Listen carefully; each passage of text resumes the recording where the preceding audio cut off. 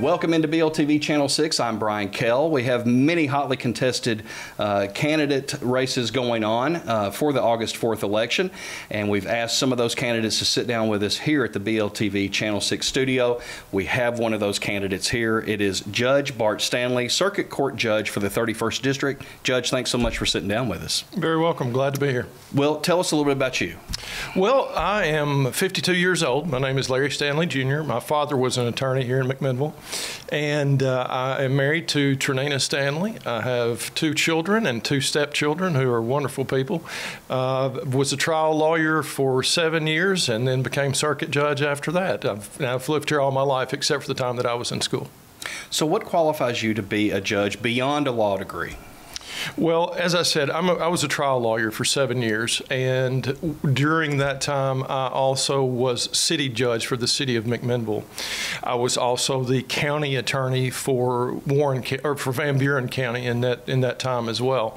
I tried many cases as a lawyer, many jury trials. As a circuit judge, I've tried hundreds of jury trials, everything from DUIs to first-degree murder to wrongful death cases. I've heard thousands of cases, civil and criminal, domestic, adoption, other criminal matters and that sort of thing. And I have a very extensive training in addiction. I started the drug court program 18 years ago, and so I think I'm very well qualified to run that program, and I think it's been very successful. So those are some of the things that I think make me a good trial judge and to continue to be a good trial judge. Can you explain your judicial philosophy in plain English to the average person watching this right now? Sure. It's very simple. Be respectful. Listen. Make sure that the people who are in front of you know that you know the rules of procedure, you know the law, you know the rules of evidence, and explain your decisions. And I've always found that when you do those things, even people who don't get the result they want, that they respect you because they've been heard. They understand what your decision is, and they can live with that as long as they've been heard, and I've explained to them what the law is and why I feel I have to rule that way. How will you balance being an independent judge, or I guess in this case, how have you balanced being an independent judge and also an elected official? Well, I think if you are a person in the community who is, again, you use the word respectful a lot. You are kind. You try to be generous. You try to be helpful. You try to show people that you know what you're doing without being arrogant about it, just so that they understand that you know what you are doing in your job. When it comes time to rule, I don't have to worry about how someone is going to take that or what their opinion would be about that, because I think most people would say, look, I know Bart is well versed in the law. I know he makes good decisions, and even though I'm not really sure why he made that particular decision, I know that he has good judgment, and I trust him. So I don't have to pander to anybody, particularly on the bench, if they've known me long enough and they know what my personality is, and that they know that I'm doing it for what I feel is the right reason. What needs to be changed or improved in the judicial or justice system, I should say? Well, there are a few things that could be improved. One of the things are more public defenders. It's hard to carry a caseload of 120, 40, 60 people at one time and make sure that their cases are researched and that you do a good job for them, and that you get to visit them enough and talk to them and learn about their case. And that's really hard to do when you have so many cases. I think we need more mental health treatment. I talked to John Parton, who is our public defender, and John's opinion is that of his caseload, probably more than 80% has some sort of either psychological or emotional difficulty. I would like another trial judge. Justice delayed is justice denied, and I hate putting people off, but we have so many cases to try that it's just very difficult with one judge and one courtroom. And I guess the last thing that really affects us is housing, halfway house or transitional housing for people that are coming out of rehab or coming out of jail and have nowhere to go. That presents a real problem. When you've got family cases and the need to balance, how do you work out the balance of interest between mothers and fathers or caregivers and the best interest of the children?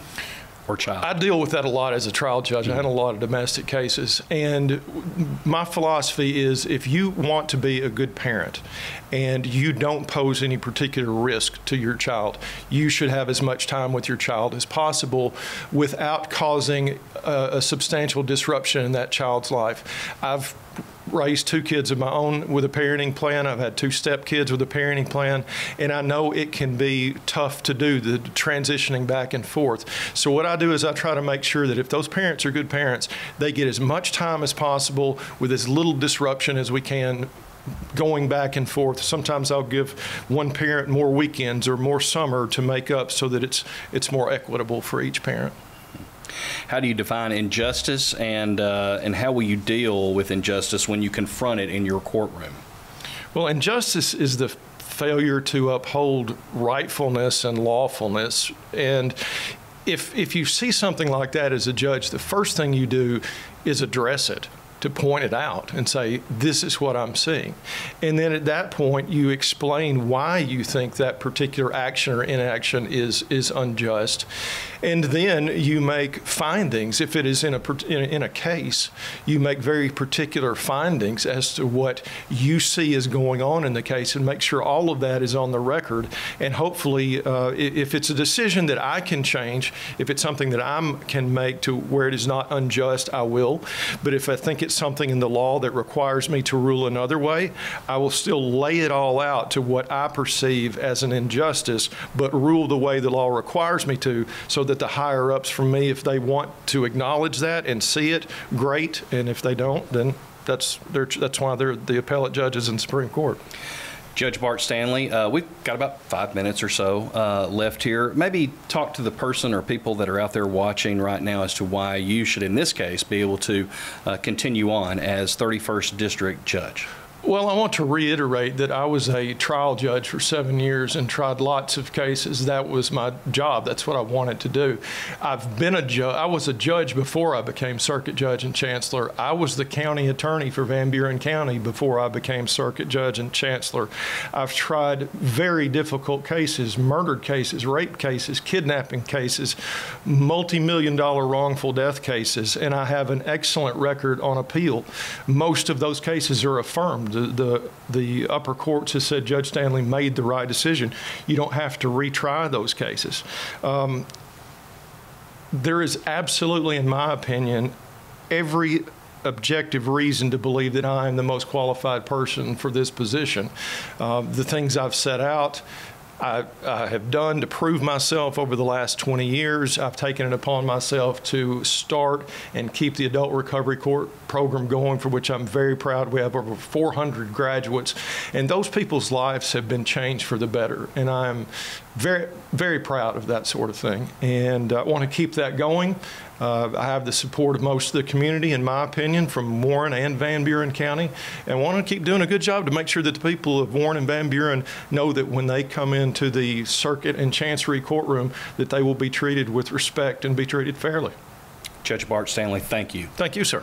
And thank you for watching here on BLTV Channel 6. I want to remind you that Thursday, August 4th, starting at 7 p.m., we'll have live election coverage here on Channel 6 and also BLTV Channel 306 in HD. Also, another couple of different ways you can catch it, if it's not on BLTV, is our Ben Lomond Connect Facebook channel account. You can catch it live there, and also our Ben Lomond Connect YouTube channel as well. Both of those will have our live coverage going on then. We hope to see you then, and take care.